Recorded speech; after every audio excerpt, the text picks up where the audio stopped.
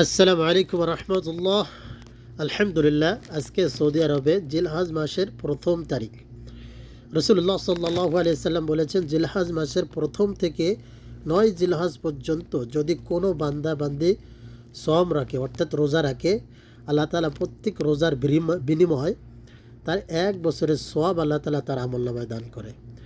আরও বলা হয়েছে, যদি কেউ পায়ের নখ, হাতের নখ এবং চুল এগুলো যদি প্রথম জিলহাজ মাসের আগে কেটে ফেলায় এবং 1 থেকে জিলহাজ মাস 9 তারিখ পর্যন্ত 10 তারিখে যেয়ে তারপরে সে যদি কেউ কাটে, তাহলে তার পায়ের নখ এবং মাথার চুল এর কাটের বিনিময় আল্লাহ তাআলা তার নেক আমল এক কুরবানি দেওয়ার সওয়াব তার আমলনামায় দিয়ে থাকে।